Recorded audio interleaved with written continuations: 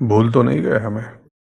हाँ तो भाई लोग, कैसे हो आप सब? बड़े लंबे समय से यहाँ वहां भटकते रहने के बाद फाइनली कम बैक करने के लिए फिर से हम आ गए एक और नए वीडियो के साथ। बकचोदी से हटकर आज की इस वीडियो में हम बात करेंगे एक सीरियस टॉपिक के ऊपर। सीरियस से ज्यादा हम उसे जरूर ही बोल सकते हैं। अब आप में से कई सारे लोगों के मन में सवाल आएगा कि ये सब अचानक क्यों हुआ है? क्योंकि हमने अपने आसपास पड़ोस यहाँ वहाँ हर जगह बढ़ते हुए लोग, बढ़ती हुई जिंदगी, उभरती हुई सोच और बदलते हुए माहौल को देखा। उनकी नजरों में बढ़ती हुई लालच, नई नई चीजों को पाने की ख्वाहिश और उनके आंखों में बढ़ती हुई हवस को देखा।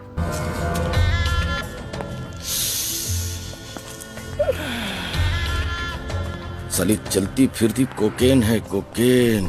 तब जाकर समझ में आया कि आज के समय में एक सीरियस वीडियो बनाने के लिए इससे ज्यादा जरूरी टॉपिक और क्या हो सकता है। रही बात बकचोदी की, तो आज लगभग हर युवा जो अपने दम पर दुनिया बदलने की ताकत रखता है, उन सब की जिंदगियों को नेता लोगों ने अपनी कुर्सी के लिए बकचोदी बना रखा है। खैर, उस सब को हम साइड में हटाकर अपने टॉपिक पर आए तो इस वीडियो में हम बात करेंगे आज के जमाने की इंसानों की, जो इंसान होकर कैसे अपने अंदर की इंसानियत खोता जा रहा है और जिसकी कीमत दुनिया किस तरह से चुका रही है। तो चलो यारो, अपने अंदर की सबसे बड़ी और बेशकीमती चीज को चार चवन्नी के लिए चोर बाजार में चौराहे पर चमन चूतियों को बेच देते हैं और शुरू करते हैं एक नई शुरुआत के साथ।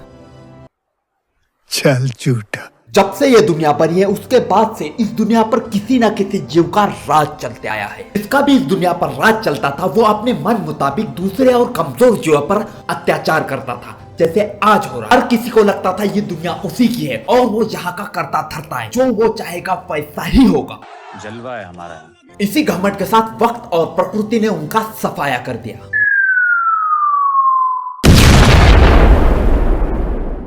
खत्म। कई आए और अपने इसी घमंड में चूर होकर धूल बनकर मिट्टी में दफन हो गए। फिर आए इंसान, जानवर के एक ऐसी प्रजाति जो कभी खुद को जानवर नहीं मानती। इंसानों को बाकी जानवर से अलग बनाती थी उसकी सोच, चीजों को समझने की शक्ति, हर समस्या को सोचकर हल करने की ताकत और उसका दिमाग, और इन सब से भी बड़ी चीज उसके अंदर की इंसानियत, ह्यूमैनिटी। पर आज के समय का सबसे बड़ा सवाल, आखिर ये इंसानियत, ह्यूमैनिटी होती क्या है?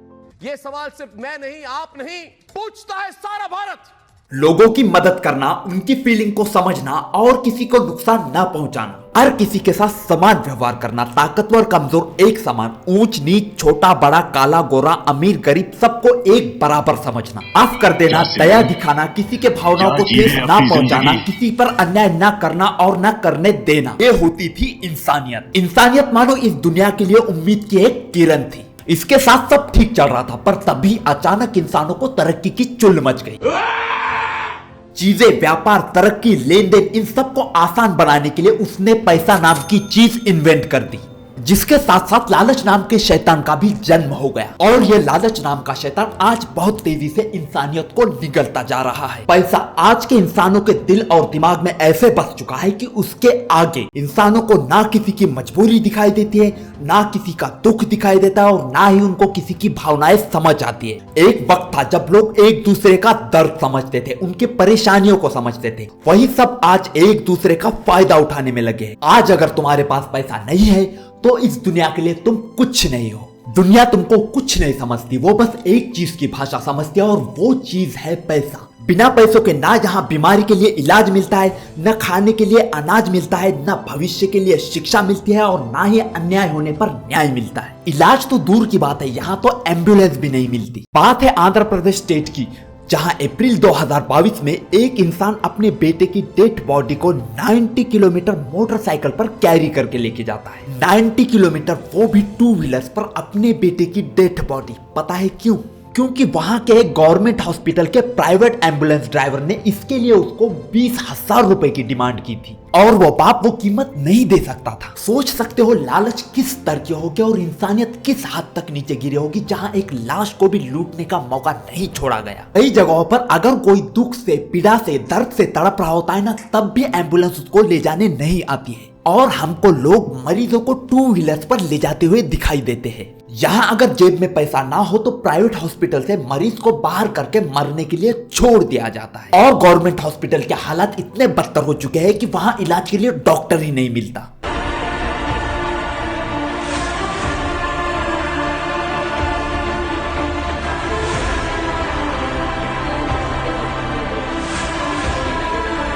जिसके पास इलाज के लिए पैसे नहीं होते हैं वो सरकारी हॉस्पिटल के बाहर इलाज के लिए लाइनों में घंटों तक खड़े रहते हैं ताकि उनका या उनके बच्चों का नंबर छूट ना जाए। उनके लिए यही घंटे दिन बन जाते हैं, दिन एक भारी बोझ बन जाता है और इलाज का इंतजार जिंदगी से भारी लगने लगता है। यहाँ हर एक घंटा इंसानियत के मुंह पर तमाचा मार कर जाता है। जब एक बच्चा देश के सबसे बड़े हॉस्पिटल दिल्ली एम्स से सवाल पूछने लग जाए ना, अभी नहीं होगा इलाज, वो नहीं होगा, वो नहीं होगा इलाज, ये मर जाएगा जब वो इलाज इनका, तब समझ जाना हमारा हेल्थ केयर सिस्टम फेल हो चुका है। अरे दोस्त है, दोस्त नहीं कुछ तो है। क्या वो बेड नहीं मिला क्या? बेड नहीं मिला, इनको भी बेड नहीं मिला, बेड नहीं मिला। मतलब मैं इसको आईसीयू कह भी नहीं पा रहा हूँ। अगर आईसीयू ऐसा है तो यहाँ पे कौन सा इंटेंसिव केयर होता होगा ये मुझे नहीं पता।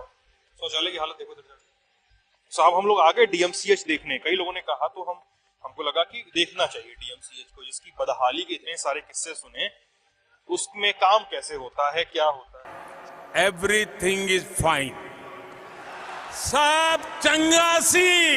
ये हालात है दुनिया के 4th लार्जेस्ट इकोनॉमी के हेल्थ केयर सिस्टम का। शिक्षा का हाल भी कुछ खास चल नहीं रहा है। कई स्कूल बंद हो चुके हैं, कई स्कूलों से सुविधाएं गायब हो चुकी है। जिन बच्चों को देश का भविष्य बताया जाता है उन बच्चों को यहाँ सरकारी स्कूलों में पेपर पर खाना खिलाया जा रहा है। खाना भी ऐसा होता है जिसमें ना न्यूट्रिशन होते हैं ना स्वाद होता है। हर गवर्नमेंट स्कूल का लगभग यही हाल है। इस सब को देखकर मन में यही सवाल आता है कि आखिर बच्चों के खाने से न्यूट्रिशन और स्वाद जाता कहाँ है। तब हम आंखें खोलकर गौर से देखते हैं ना, तब दिखाई देता है ये स्वाद जाता है कुर्सी पर बैठे हुए नेताओं के घर। सरकारी हॉस्पिटल से मेडिसिन, रिसोर्सेज, इन सब का पैसा जाता कहाँ है? नेताओं के महंगे शो, गाड़ी, बंगला, अय्याशी, इन सब में। उनके घर की झूठी प्लेटों में बचे हुए खाने पर नजर रखने वाले कार्यकर्ताओं के घर। सोच सकते हो कि किस प्रकार की नीचता होगी कि मासूम नासमझ बच्चों के हक का खाने का खर्च भी ये लोग खुद खा जाते हैं। किस प्रकार की लालच होती होगी कि एक गरीब मरीज के दवाइयों का खर्च भी ये खुद खा जाते हैं। अगर स्कूलों में बच्चों के थालियों में स्वाद, सफाई, न्यूट्रिशन आ गए, अस्पतालों में मरीजों के लिए बेड, मेडिसिन, रिसोर्सेस आ गए,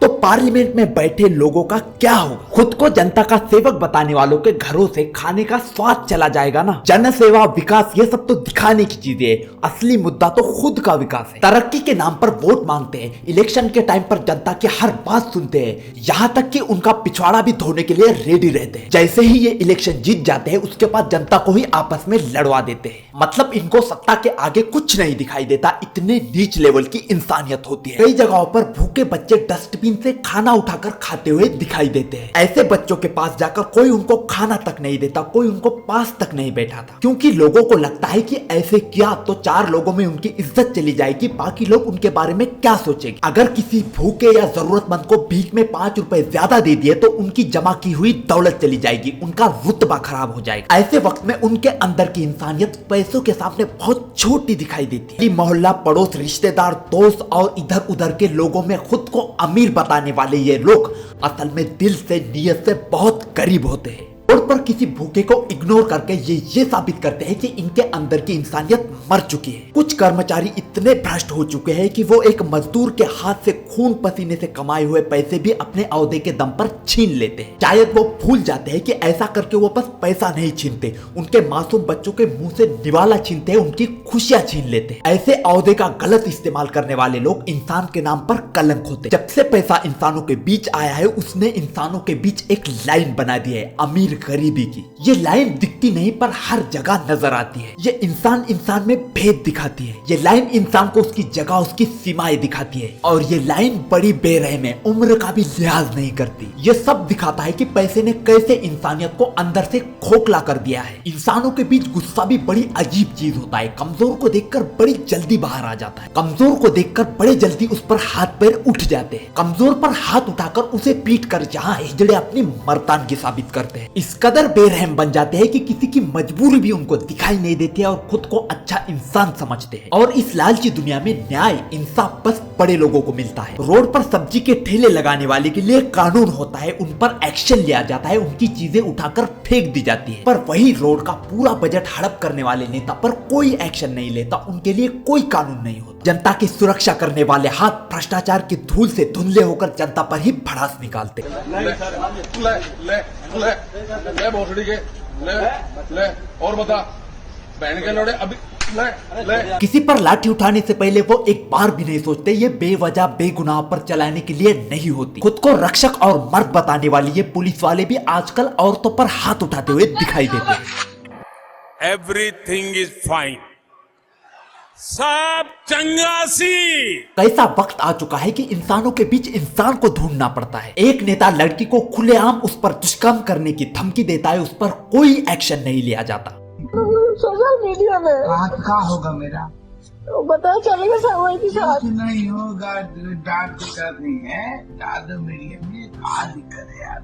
ये कहा कुलदीप सिंह नाम का एक नेता एक लड़की का रेप करता है, उसके लिए न्याय मांगने वाले पीड़िता के परिवार को ट्रक से कुचल देता है। ऐसे दरिंदे को जेल से बेल मिल जाती है। एक बाबा जो खुद को ईश्वर के बहुत करीब बताता था, कई लड़कियों पर दुष्कर्म करके जेल चला गया था। ऐसे इंसान को सिस्टम 6 महीने के लिए बेल दे देता है और वो बाहर आ जाता है। और लोगों का घिनौनापन तो देखो, इतना सब कुछ होने के बाद भी ऐसे दरिंदे पर लोग फूल बरसाते हैं। शर्म की बात है। गुरमीत राम रहीम सिंह इंसान जिसने कई लड़कियों पर अत्याचार किए, ऐसे इंसान को बेल दिलाने के लिए कानून बदल दिए जाते हैं। ये सब देखकर लगता है we failed as a human. इस दुनिया में जो जितना ज्यादा बड़ा होता है, जिसके पास जितनी ज्यादा बड़ी सत्ता होती है, वो उतना ही नीच और घिनौना होता है। बस उनकी हरकतें पर्दों के पीछे होती है और कभी कभी सामने आ जाती है। ऐसे दरिंदों से इंसानियत को खतरा है। किसी के साथ गलत करना बुरा होता है, पर उससे भी ज्यादा बुरा होता है उस गलत को सही समझकर बार बार करते रहना। सही और गलत के बीच का फर्क भूल जाना। भले ही आज इंसानियत अपनी आखिरी सांसें गिन रही हो, हम सब के लिए ये जपने की चीज है।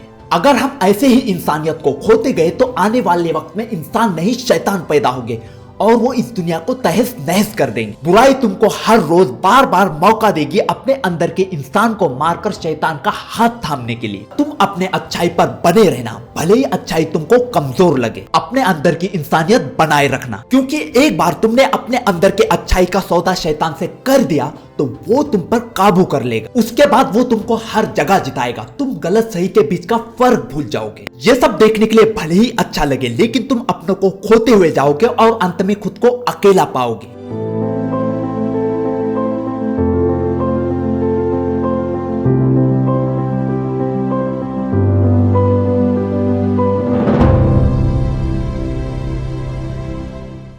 तो बस यारो, आज के लिए इतना ही काफी है। अब अगर आपको वीडियो अच्छी लगी हो तो प्लीज इसको लाइक जरूर कर देना, और आपको भी ये चीजें दिखाई देती है तो चैनल को सब्सक्राइब कर देना। जल्द ही मिलते हैं आपसे नेक्स्ट वीडियो में, तब तक के लिए take care and thanks for watching.